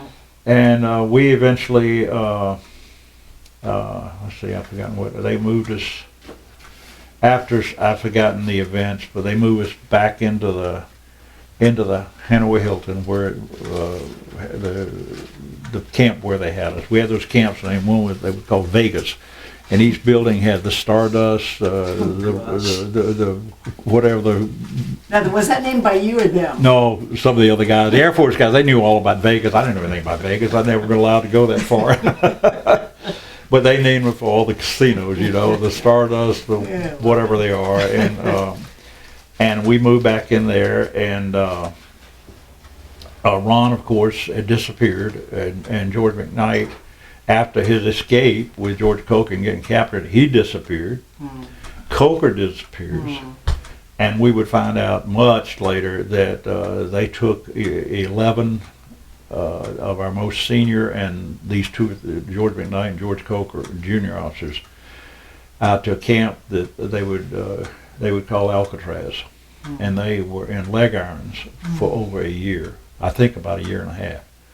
every day in leg irons, and they were on dirt floors with these leg irons on, and I think they were cuffed most of the time, but Jerry Denton was there, Jim Stockdale, Robbie Reisner, They all went through the Nels Orson. Tanner, there were 11 of them, McKnight, Coker, Shoemaker, I'm up to 8, so there's 3 more and I can't think of them right now. But they just all disappear. Ron Stores, that's where Ron Stores dies. Mm-hmm. And did that demoralize you for them to leave? well, we were all being shuffled around all the time. The Vietnamese thought they were breaking up our communications by moving us. What they were doing was, we were in this camp, they wanted to break this up, and they were never going to succeed in breaking it up for any period of time. And they move us over here, and now we could share with these guys over here what was going on over there, and the guys that were over here that went over there. It was cross-pollination, if you will, and they were actually helping us. Yeah. And Could you share some of your daily creativity? well, in camp? the daily creativity would in those days was tapping on the wall. Communication was our lifeblood. You had to communicate because so many of us were living in isolation. We were living solo by ourselves. Very seldom did any of us truly get isolated. Some did, because we just were obsessed with communicating. And as soon as the door slammed and somebody knew was in, everybody was down whispering under the door. So a funny story. Earlier, when I'm first getting started there in early '67, I'm under the door looking out to the walkway coming up to clear that, and I'm communicating with Jim Stockdale down here, and then I whisper down to Wes and Ron Stores here. And one day they come in, and the cell right next to me, which was empty, and when I mention cell, I don't want you to think of bars. I want you to think of solid, foot deep concrete walls. Or blocks. Really? Not even bars? Oh no bars, no. Strictly concrete? Windows were all covered, it was totally closed. And Was it dark? They had a light, the light was always on. I went 6 years sleeping with lights on, and my wife wonders why I can go to sleep with lights on. What's wrong with that? But Jeez. this particular day, as soon as the guard goes out, I'm down on the floor peeking out to find that, watch him walk away, so I know he's gone. Right over here to the left, outside of my cell, is a little stool. And then there's this new guy. And I get down and I start whispering to that. I said, hey, this is new guy, this is Orson Swindle, I'm a Marine. And he comes up and he said, what did you say your name was? I said, Orson Swindle. He said, my name is Fred Crow. And my family grew up in Camilla and Pelham, Georgia. Oh. Talk about coincidence. Here we go. And about that time, the guard jumps down off the damn stool, opens the door, takes Fred out, beats the hell out of him. And I never laid an eye on Fred Crow until we went to Nixon White House for that reunion. Oh, what a story. I said, Fred, I'm the one that got you in trouble. What a story. But back to we discover these guys are missing. Wes and I move in together back at the big prison, and then we stay there. I moved in. I didn't move in with Wes right away. I moved in with Bob Peel, who was in the top first six that got shot down. That's P-E-E-L or P-E-A-L? P-E-E-L, like Sir Robert Peel of England. Okay. And Bob's a great guy. He'd been there a long time. He got shot down very early. Is he still with us? Yeah, he is. He applies for Southwest, I think. Gosh, still flying. He may have retired now, but Bob and I lived together. He's from Paris, Tennessee, which is up on Kentucky Lake, and I know everything in the world about his family. I know his dogs. I know everything he's done in his life, and he knows everything I've done in my life. So, but then one night they come around, and all of a sudden they split Bob and me up, as I recall, and I go out. I'm blindfolded, and they got my hands cuffed like this, but not painfully, but just immobilizing me. And they lead me out, and I get on the bus, and I'm stumbling, getting on the bus because I'm blindfolded. They sit me down, and they take the cuffs off this hand, and they put another pair on, and there's a guy sitting next to me. Well, the first thing we do when we made these moves is put my hand on his knee, and instead of playing with him, I tapped to him by pressure on his knee. And I said, OS here. He comes back and said, WS here. It was Wes Sharman. We're back together again. Gosh. And just the simple things. yeah, and then we got to know where we're going.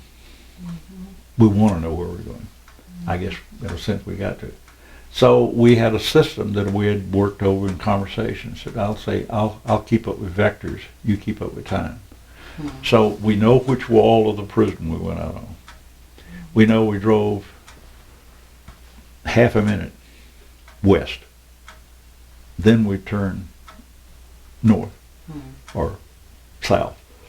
But I'm keeping track of vectors, left, right, left, and I got to keep the sequence. He's over there saying 30 seconds, minute and a half. And then when we get to where we're going, and we all get out, and there's no assurance those two people will be together, but we get communicating with 2 or 3 days, we're hooked up with everybody who's doing the same thing. And then we compare notes. And the guys who were flying up in RUPAC 6, which is Hanoi, they knew a little bit about geography, and they said, we think we're due west of Hanoi.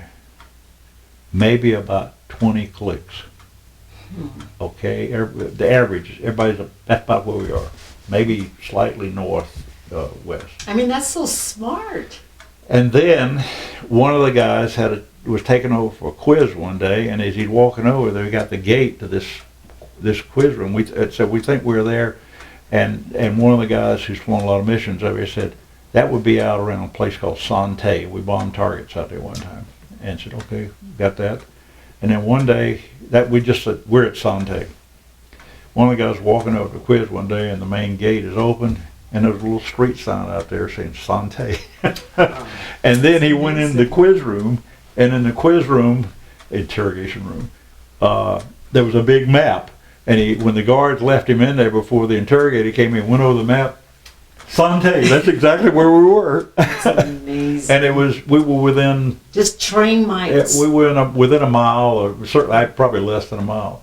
Very trained. And then I was put in a room with Wes Sharman. We're back together again. Bob Peel.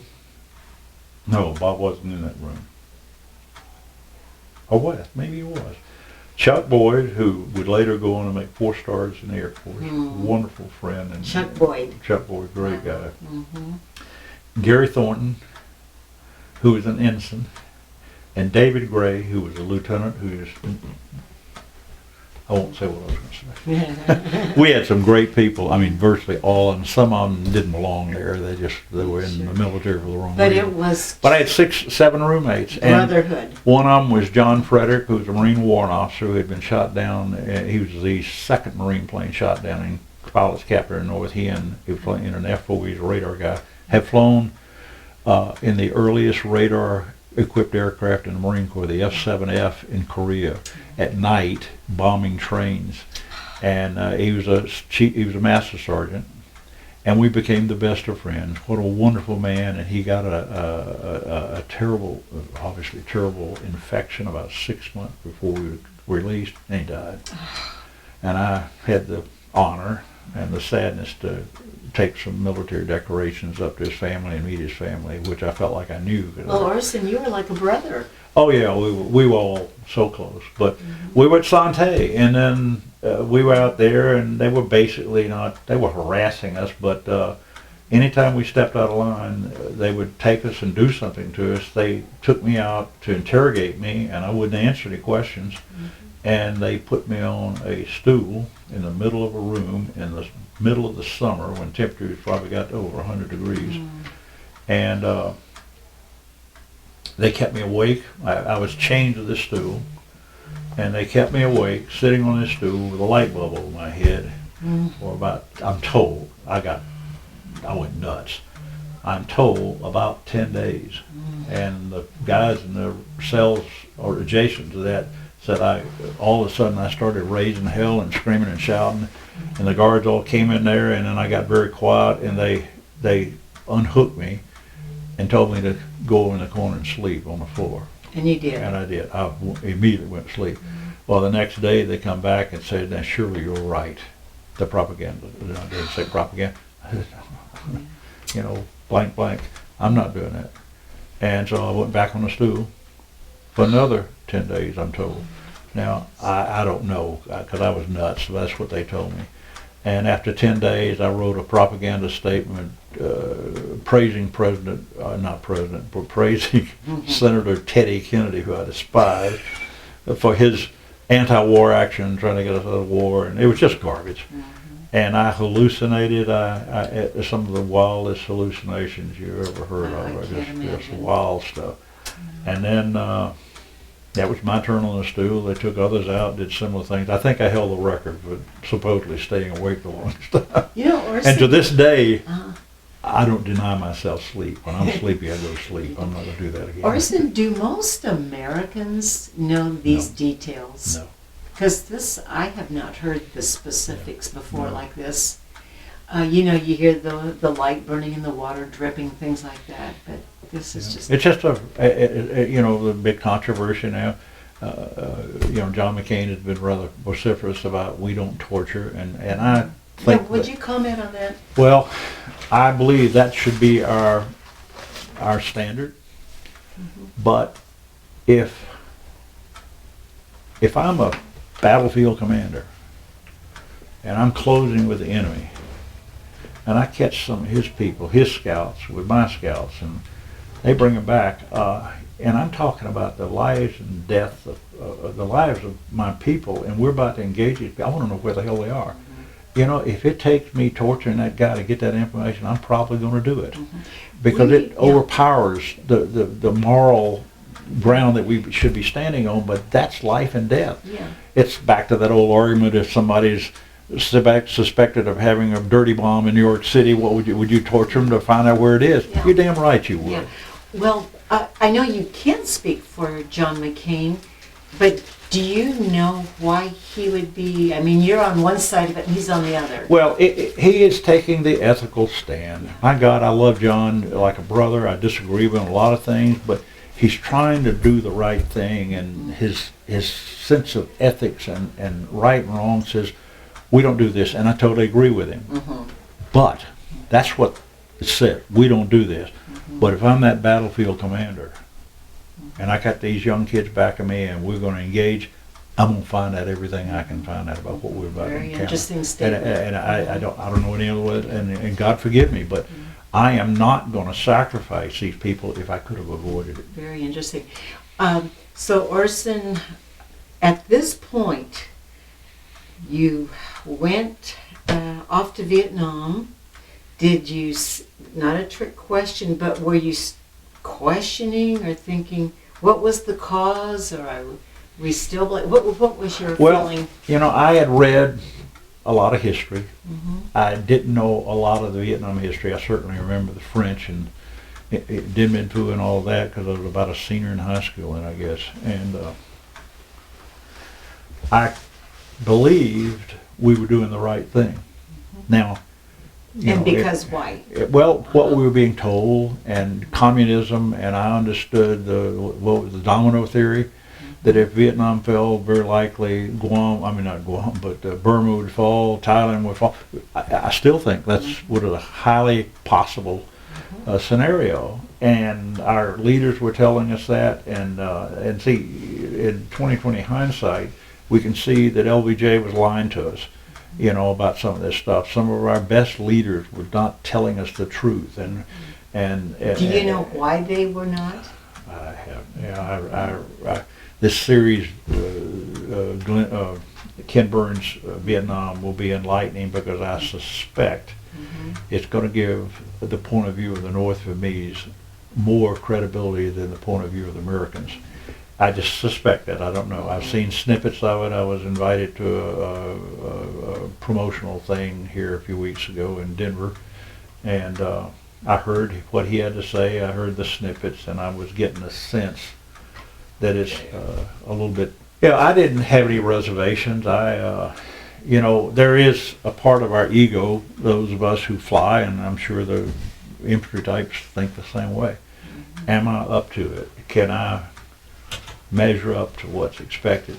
Did I train well enough to be good enough to do what I'm supposed to do? And we're all curious about that. You always heard, how would I react in war? Sure. You know, that's a natural question. Project, absolutely. And so that's was behind it, and we were flying so much, and we were engrossed in that, and I didn't think about it a lot. I was hell bent determined that I was going to hit targets. If the targets were given to me, I was going to hit them, and I did a pretty good job of that, and I didn't have any regrets about it.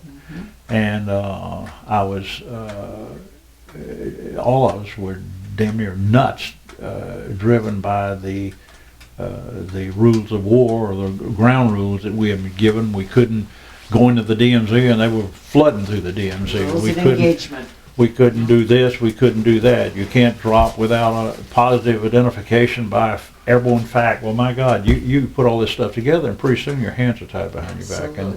And so often our hands were tied behind our back. And the infantry. And in all fairness, I don't know if the infantry was that restricted, but I've read a few stories where it appears they were, but we certainly were not permitted to do certain things. And I think it may have a lot to do, if they were not and we were so visible. We were the flyboys, the people that everybody knew got shot down. These guys that were in the jungles fighting, nobody knew what they were doing, and nobody kept up with them. They kept up with us because we were visible. Very visible. They weren't visible. The young people and the officers that fought in the South in the jungles. And I'll even go so far as to speak in terms of the POWs. There were not many. Most of them, that was a fluid battlefield, as you well know from your experiences. And the POWs down there, when they were captured, if they were not killed, they were moved around, and pretty soon disease would set in. They lost a lot that way, and just a handful of them survived it. And Dr. Hal Kushner, who retired as a colonel. He was a flight surgeon. He was a POW. The helicopter he was in was shot down. He was captured.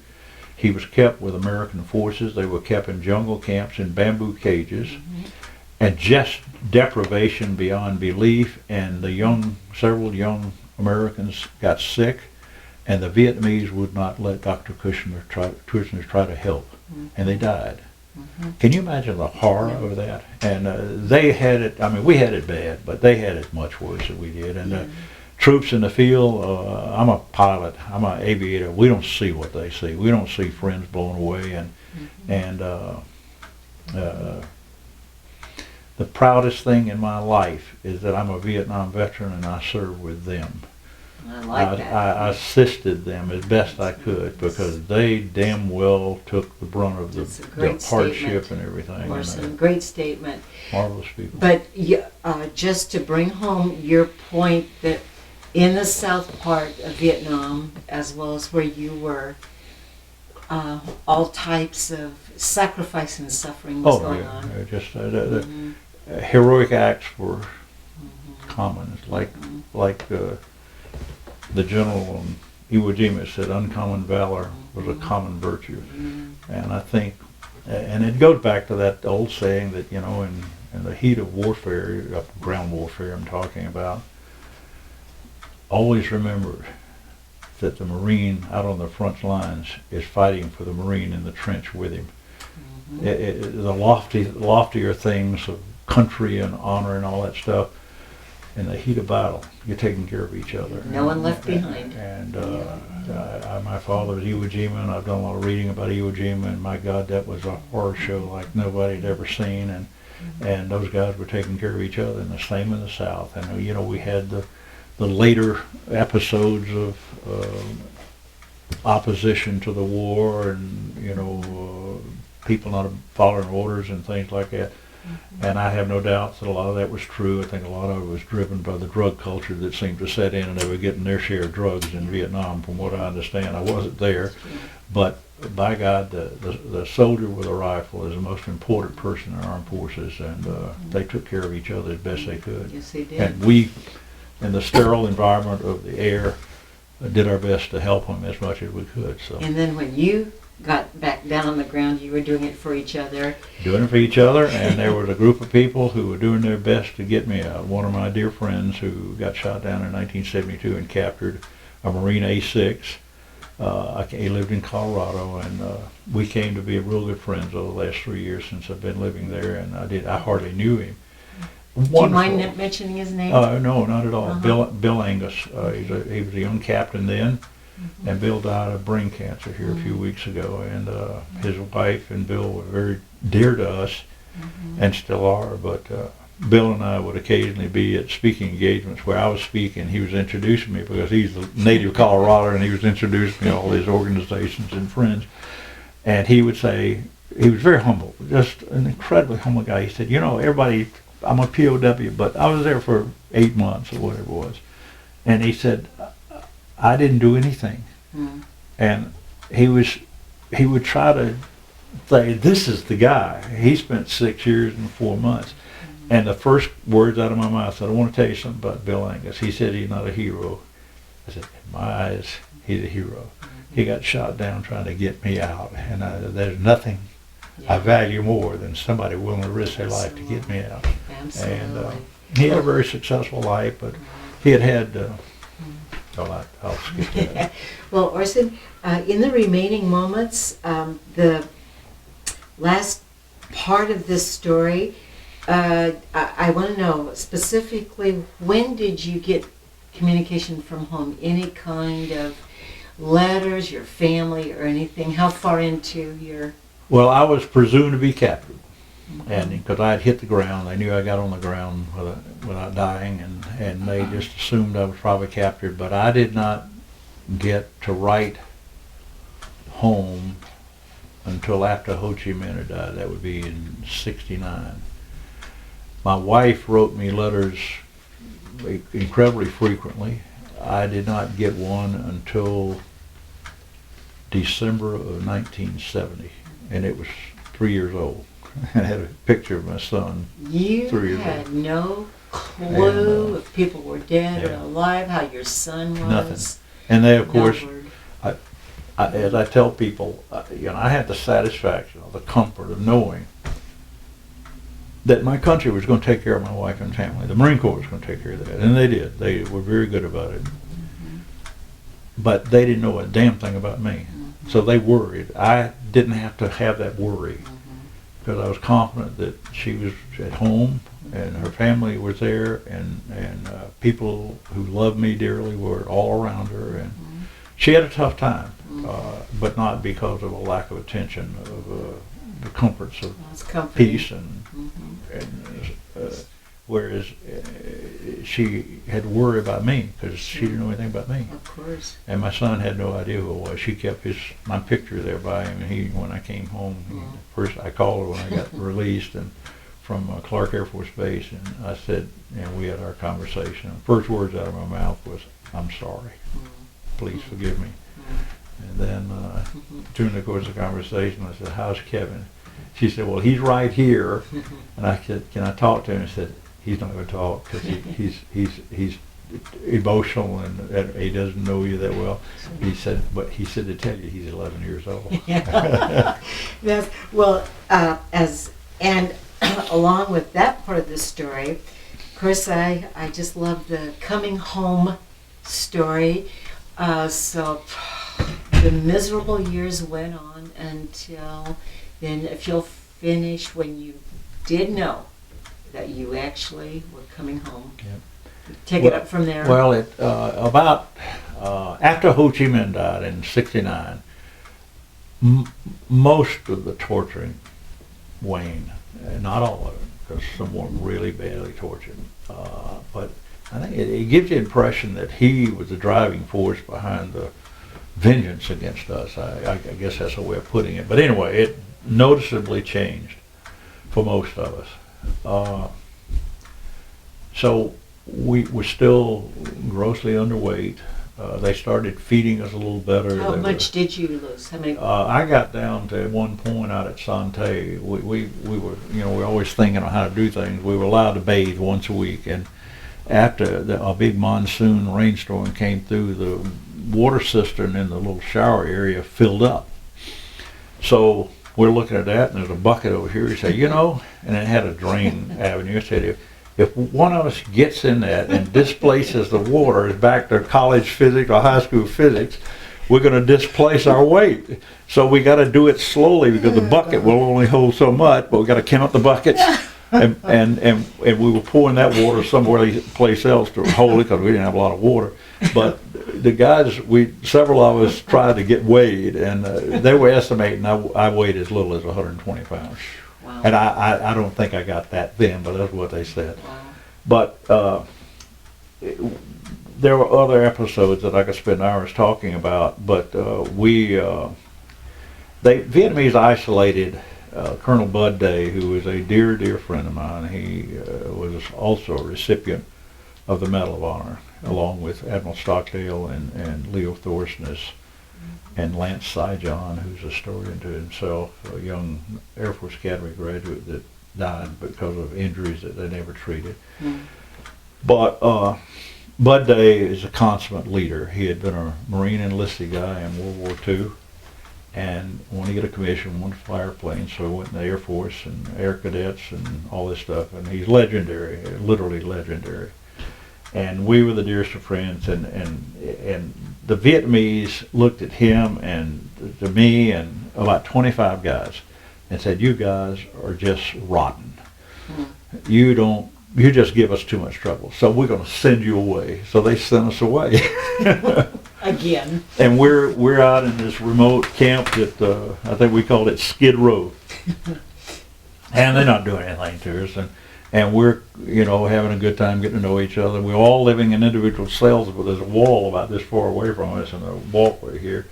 And it's dark and dank and damp, but we're hanging on the bars here, and we're bouncing our horses off the wall to talk to each other. And they're funny stories about that existence. But anyway, after the Sơn Tây Raid, let me get my facts straight. I met them, but we went out there after the Sơn Tây Raid. They took us out of Hoa Lo. They brought everybody in to the big prison from those remote camps after the Sơn Tây Raid because they scared the daylights out of them. We landed 23 miles or 20 miles from Hanoi and didn't lose a man. One guy broke his foot. One guy, F-105, got shot down, and the rescue people picked him up. No loss of life, and these special forces guys kicked butt when they got on the ground, but we weren't there. And Bull Simon, who led the raid, told me, he said those young men were crying when they got back on the helicopters because you guys weren't there. But and you meant you got to meet the leader then? Oh yeah, I delivered part of his eulogy. And a wonderful man. God, goodness. I mean, Rambo couldn't hold a candle to him. But anyway, we're with Bud, and they finally bring us out of exile and put us in a room together. And we were there for about a year and a half. And they basically are leaving us alone. And if we don't make an issue, they don't bother us. And we had a few issues that came up. But in late 1972, Christmas is coming, and I've in another room before I got in this group, we formed the Hanoi Players, and we recreated the Christmas Carol by who's the guy that wrote it? My mind, I'm rambling through so many things here, but everybody, Charles Dickens, everybody knows the Christmas Carol, and Scrooge and the Ghost of Christmas is Present Past, and Marley and all these guys. And we created the characters and some dialogue, and it had a big laugh at Christmas time. It's sort of like we finally got to the point where it halfway reminded you of Stalag 16 or 17, whatever it was called, with William Holden and that crap. I've seen that movie about 6 times before I get shot down. I had a fascination with POWs, and I read books. But anyway, we're over there with Bud Day and this bunch of reprobates, and McCain's in there, and Jimmy Bell, and Ned Shubin, and Jack Fellows, and Leo Thorsness, and Mike Christian, and every one of those guys that just named except John McCain has passed away. And they were just dear, dear friends to me, inspirations to me. But anyway, we're there, and we decide that we're going to do the Christmas Carol again. And I'm production, casting director. And I said, McCain, you're going to be Scrooge. And we stole some cotton out of the medic's bag when he was over there doing something with somebody who had mosquito bites or something, and we steal the cotton. So we make little lamb chop sideburns and everything. And I give John his lines, and we just made it up as we went. And some of it was just, we couldn't repeat it again. What spirit? But we laughed. Everybody laughed. If you had a tape of that, Orson. Yeah. Oh, it would have been. Well, it could have been. We could blackmail some people with it, as a matter of fact. But John was Scrooge. I was Christmas's past, present, and future. And John Furr was Cratchit. Bob Cratchit had the kid with the limp, and that guy, Tiny Tim, was the biggest guy in the room, and we put him in diapers. And it was hilarious, and it brought the spirits up of everybody. One of my favorite people from these friends that have passed away was Ned Schumann. Ned was a Naval Academy graduate. We had a lot of Naval Academy graduates, by the way.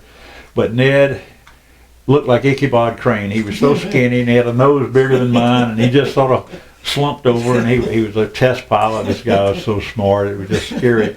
But he was always just nervous. He said, Orson, when do you think we're getting out of here? I said, damn it, Ned, you're senior to me. You should know that. I don't know it.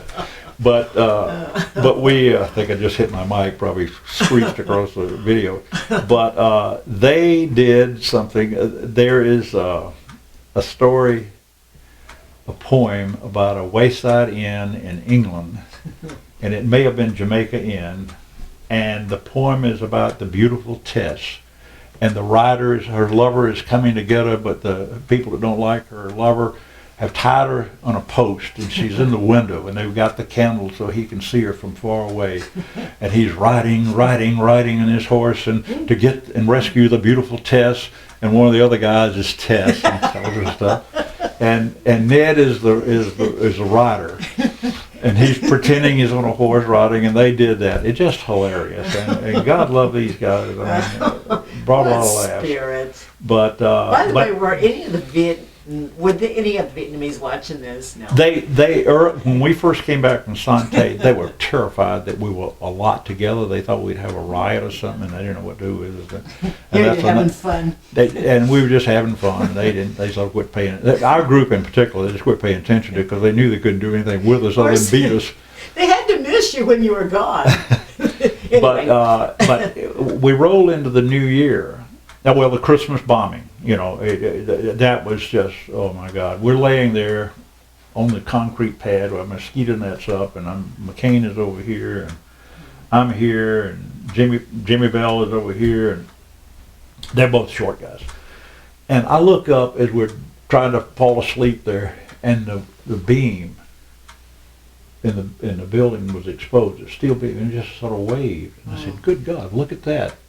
And about that time, the shock waves come rolling in, and it was the B-52s, and the sky lighted up, the horizon. We could see up out of this high window that they had covered, but looking this way, we could see it. And I said, I've seen one of these things up close. That's a B-52. Nothing drops that many bombs. And it started, and it rolled, and it rolled. And were you cheering? Well, that was not going to do us any good. A couple of people got a little out of hand. They took them out and beat them. I mean, we got to be smart, Let's don't go asking for a beating. So we didn't, but we were cheering, inside. And that went on for 10 days, and then everything got quiet, and all of a sudden we hear different kind of propaganda. We don't hear it because we don't understand it, but there's something different tone. And then one night, they come into our cell. There was about 25 of us in there. And they come in and they give us a roll-up. So we had this little rice mat we slept on, and a blanket and a couple of pairs of pajamas, and we rolled all that stuff up to be moved. And so they calling us out. And we all knew everything about each other, and we knew when we got shot down. And we noticed that everybody they called was shot down within 2 months of each other. And we figured we were going to be released in order to shoot down. And they said, roll up, go out. And so we're talking to each other, said, hell, this is this is good news. They're dividing us up by date of shoot down, so that's got to be good. So, and it We've was. got about 5 minutes. Okay. Huh? And they took us, separated us. I'm in the group that was around my shoot down date, which was 11 November 66, probably extended over into early 67 and a few months before me. And then one day, a guard who had been at another camp, who was a halfway decent kid, in fact, he disappeared. He cried at the beatings of Bud Day and Red McDaniels with fan belts, and they eliminated him. He shows up and he said, I think, he told some guys that he recognized, I think it will be very good. And then one day, we're sitting there, it's a cloudy day, and we hear a C-130. C-130 sounds like, a C-130 and a Huey sound like nothing else. You know what it is. Well, we hear this C-130, or sounds like a C-130, and there's a ceiling up here about 600-700 feet, and all of a sudden a black C-130 breaks through the clouds, and we're looking at that damn thing and said, oh my God. And we knew that we were getting ready to go home. And a few weeks later, they bring the international inspection team to come in, and they walk around and meet us. There were Polacks and a couple other countries, and of course Americans. And one Army Spec 4 linguist came up to me and said, "Sir, you're not gonna believe how you're gonna be treated when you get home." Yeah, little did you know. And then you all And then- got on the bus. Then I was in the second group. It was released, and we watched the first group get together, and they went over and they gave them some clothes. They were sort of grayish trousers, a light blue shirt, and some corny-looking shoes. All this stuff was made in Poland, communist Poland. Poland's a great country, great people, but under communism it sucked. But anyway, they gave them little bags, and then one day they told them to all form out, and we could see them now. They've taken the blinds down. We can see out of the windows. And they say, adios, we'll be waiting for you. And then it came our turn, and we went and got the clothes, put them on, and they came in one morning and said, okay, everybody outside in your group, and the senior officer, which they never respected our rank until this time. And we were taken out to buses. We walked out of those iron gates that I talked about. And there was a bus out there, and there must have been 10,000 Vietnamese outside that exit, that entryway to the prison camp. And they were in trees looking at us, and they were very orderly, and nothing was out of hand. They weren't mad, you know. They just wanted to watch. And we drove through Hanoi to, I think it's Geelong Airport. I've forgotten now, but which I guess was their major airport. And we see all the bomb damage. One of the most striking things I've ever seen, we passed by the rail yard. It was completely obliterated, and right in the middle of it is a train engine standing on its nose. It had been blown up in the air and came down on its nose. Then we got to the airport. We went around an old hangar, and we're sitting there. They bring us some refreshments, a little piece of the candy or something like that, and I think some water. And we're sitting on the bus, and finally they tell us it's time to get off the bus. And about that time, we look over there, and here comes a C-141 coming in from landing, and we just look at it. We weren't sure. We weren't totally convinced we were leaving, and we kept looking at that damn thing. It landed and sort of went out of sight because of the terrain roll, and then it came up closer to an area we saw a big crowd of people. And it got up there, and we looked out, and an American flag is on the tail of that Freedom thing. bird. And you talk about some tears. Oh, gosh. And we got out, and they called our names, and we walked through this crowd, and they've got a big open square, and there's a table of North Vietnamese officers and an Air Force team, and out in front of the table is a spokesman for the Vietnamese, and we see some of the people that tortured us, and we're making note of them, and when we had a chance to mumble something to some of the Americans, they'd take a picture of that guy, and this General Ogan was there, and Brigadier General Ogan, Air Force, and they called her name. One of them shook his hand. She said, "There's your plane home." And a young lieutenant walked me out to the airplane, and as I'm approaching, I was the only Marine in this group, and Air Force Colonel was at the bottom of the back of the ramp there, and he said, "Are you the Marine?" I said, "Yes, sir." He said, "There's a friend of yours up there," and I looked up there, and there's my neighbor, the guy that gave the wings to my former wife, Jim Harrison. And he looks like Sylvester Stallone. He's a handsome guy, but God, is he just a reprobate. He's just a wild man. And he is there, and the tears are just streaming down his cheeks, and we made our way home from there. And just on liftoff, when those wheels came up. Well, when the wheels came up, we were pretty sure we were going somewhere, and everybody just broke, and you've probably seen pictures of the guys cheering. And then we settled down. They had the best looking flight nurses for the Air Force you've ever seen. They were all beautiful girls. They had magazines, newspapers, and the magazine of choice for all of us was the New Playboy, because things had changed while we were away. And as we crossed the beach, the pilot came up and said, "Gentlemen, feet wet." And what was it? And Feet wet. Oh, In other feet words, we're over the water. Oh, gotcha. I gotcha. And then the rest of my life started. And then in about 2 minutes, and then it'll be 11:05, can you do a quick summary the rest of your life? You got home. Oh, I know that's going to be hard to do, but Yeah. you, by the way, how many years in the service? At that point in time, I Or was altogether? altogether just over 20. 20 years. Yeah, I came in active duty in August of 59, and retired in November of 79. And then you came to Colorado. Well, with before your- that, there's a whole other episode. I became Assistant Secretary for Reagan of Commerce, and I had spent 8 years with Reagan administration. I went through a divorce. My wife was a great gal, and she raised a great son, but it was just too much, for both of us. And then I ran for Congress in Hawaii after I married Angie. I was fool enough to let the 7 Republicans in Hawaii talk me into running for Congress against an incumbent of 8 years. And then I worked with Jack Kemp and Ben Weber and Gene Kirkpatrick and Bill Bennett in Empower America. Then I became a commissioner on the Federal Trade Commission for 7 years.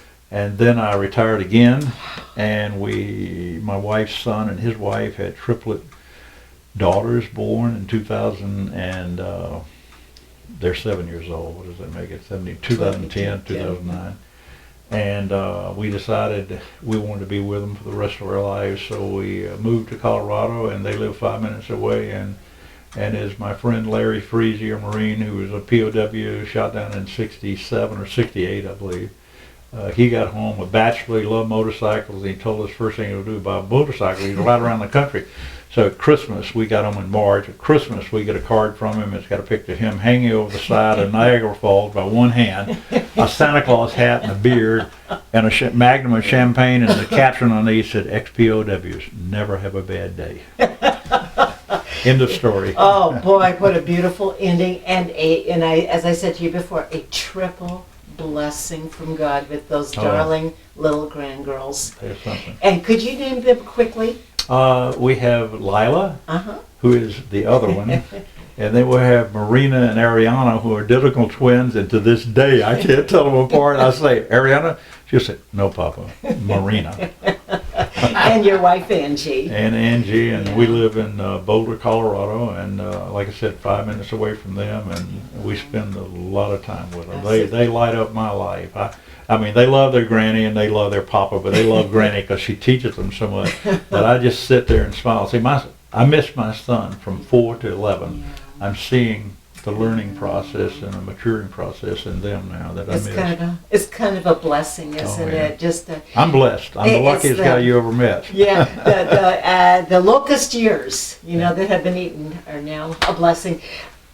We just thank you for this incredible American story as a true patriot, Orson. Yeah.